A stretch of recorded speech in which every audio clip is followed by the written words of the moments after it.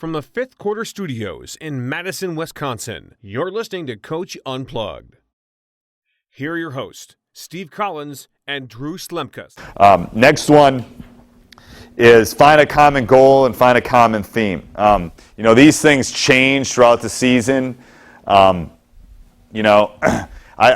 wrote this down because I wanted to make sure I said it, but winning is the only objective goal or objective thing you're judged on.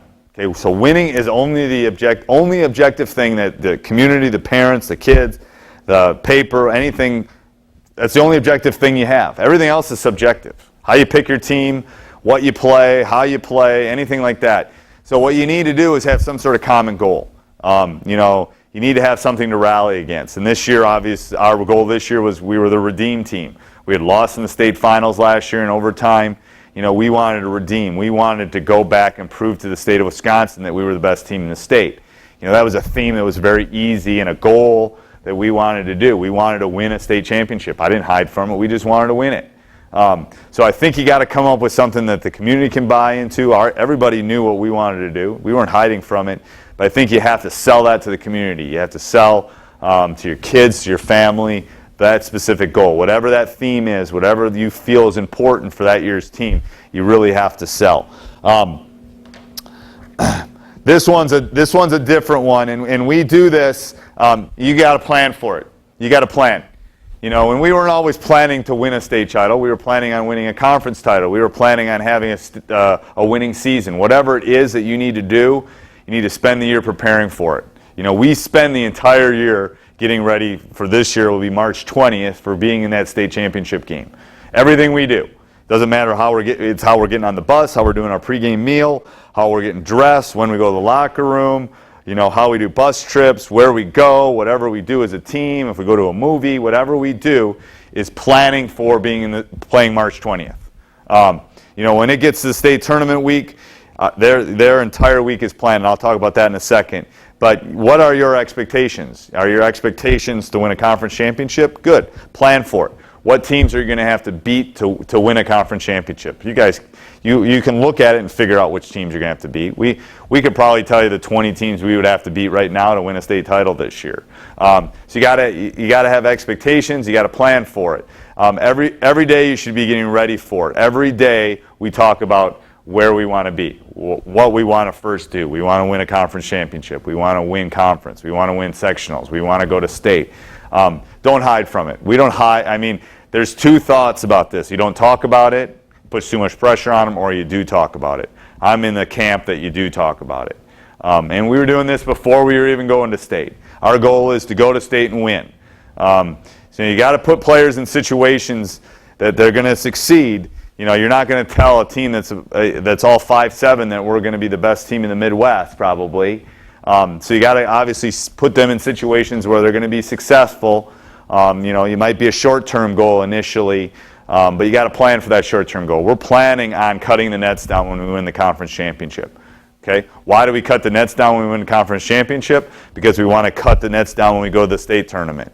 We want to cut the nets down at the state tournament. We're planning that along. So I want that seed planted in those kids' head that, hey, we're cutting the nets down. We just won a conference championship. We'll put new nets up. I'll spend the $10 to buy new nets. All right? Because why? Because in another 3 weeks, we're going to cut the nets down when we win a sectional championship and we're able to go to the state tournament. And when we win the state tournament, we're going to cut those nets down. So you want to put them in situations. Kids don't have a long attention span, but they want to know what you want from them. If your only expectation is to get third place in the conference, that's what they're going to think. We should be in third place. All right? So I think you got to set those expectations. But everything should plan for winning a championship. Whatever the championship that may be, everything should plan toward that. There's nothing we do during the year. It doesn't matter how we're sitting in a room doing our scouts, how we're preparing, like I said, how we're doing a pregame meal. Everything is, okay guys, we're practicing it Saturday at 10 because that's what we're going to do when it's state tournament day. Championship Saturday, we're going to practice 10 o'clock on Saturday. So we talk about that all year, and I think you can't hide from it. If you're gonna have a winning program, you got to talk about how you win and what you want to do when you win. Once you get there, I got a good story with this one. Once you get there, you got to act like you belong. Okay? Now, the worst thing you can do is get to the state tournament and the bright lights, and you're thinking, oh, wow, I'm in the state tournament, yay, okay? First thing you got to do is stay in your routine. We're lucky we're in Madison. This is where the Wisconsin State Tournament is played at the Kohl Center. So we're able to stay in our routine a little bit better. We don't go to a big court. We stay in our gym. I'm making sure the kids are in their classes. We'll go do our shoot-around the day before the state tournament, and then we'll come back and go to class and have our normal practice and do our normal pasta dinner and do the things that we normally do. But we control everything, okay? Because we've been controlling everything all year, we control everything. We do road trips. Last year we went to St. Louis and Minneapolis, and we give them an itinerary. At 10 o'clock you're going to be doing this. At 11:30 you're going to be eating lunch. At 2 o'clock we're going to do our shoot-around. At 4 o'clock you have a nap. We plan it out on all our road trips when we do that. We do the same thing in the state tournament week. We meet the Sunday before the state tournament. We hand them a packet, and their week is planned out. They know when media's coming. They know when they're going to eat. They know when they're going to be together in team. They know when they're going to go watch the other teams play. They know when they're going to go to class. Everything. So we control everything. You know why? Kids like that. Kids like rules. Kids like control. It makes them feel comfortable. It makes them feel like you're in control. And I think, as a coach, you really need to do that. This is stressful enough. Grandma's coming from Texas to watch you play. There's enough nerves there that if you can control those things, it makes them feel better. I put no pictures on the Kohl Center floor, and the reason I did that is our first year we went to the state tournament. I won't name the school, but we had our shoot-around, and then I stayed around and watched some other schools and their shoot-around. The team that we were playing the next day did their shoot-around for like 15 minutes, and then they took out cameras and started taking pictures of the Kohl Center, on the floor and all that. I could tell you right then that they were just excited to be there. Okay, you gotta turn that switch from the joy of getting to the state tournament. Okay, let them enjoy that for 24 hours, 48 hours, whatever you need to do. It's really hard, and you as a coach got to turn that switch back and tell them, hey, we got here, but now we want to win this thing. And that's a hard thing to do for kids. But we don't want to take a picture at the Kohl Center until we win the thing, until we're hoisting that trophy above our heads. That's when we want to do it. So we really got to communicate and talk about that. But you got to act like you belong. Okay, it's no different than you go to a nice hotel. You got to act like you belong there. Same thing here. You got to act like you belong at the Kohl Center. Okay. Next one is rest. Fatigue makes cowards of all of us. It really does. This I've gotten better with age. I used to be, we're going to have 2 hour and 20-minute practice. I don't care if it's February. We're going to lift weights, blah, blah, blah. It's a long season. They're sick of you, and you're probably a little bit sick of them. You got to overtrain them. I have been lost in the gym before the game's played. Coach gets mad, puts them on the line, blah, blah, blah. We're literally down to 1 hour and 10 minutes probably come March. We've been beating them in, hurts, whatever.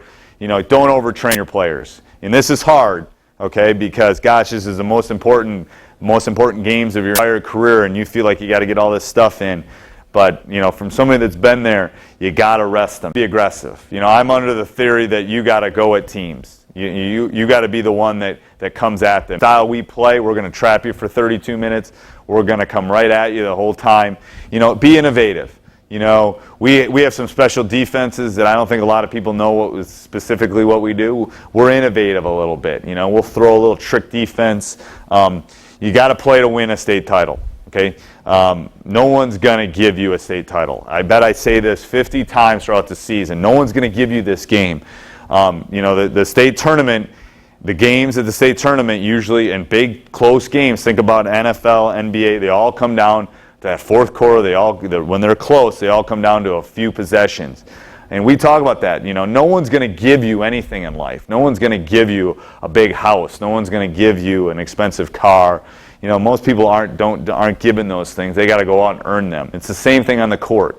You got to go out and take the state title. If you're playing in the state championship game, the other team there is going to be good. They're not going to be a 2-25 team. They're going to be a good team, and they're going to want to win it just as bad as you.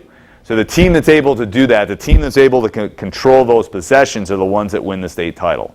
It really does. It comes down to a handful of possessions over the last 6 years, I can tell you exactly where we've lost the state title and where we've won it. You know, there's 2 or 3 possessions here, 2 or 3 possessions there. If they go our way, we win it. They don't go our way, we lose it. So I think, you know, you got to talk to the kids throughout the season that, you know, you play to win this thing. You know, here's what we've done all year. We're going to keep doing it. We're going to be a little innovative. You know, if you're going to throw something special at them in the state finals, you better have done it sometime before then.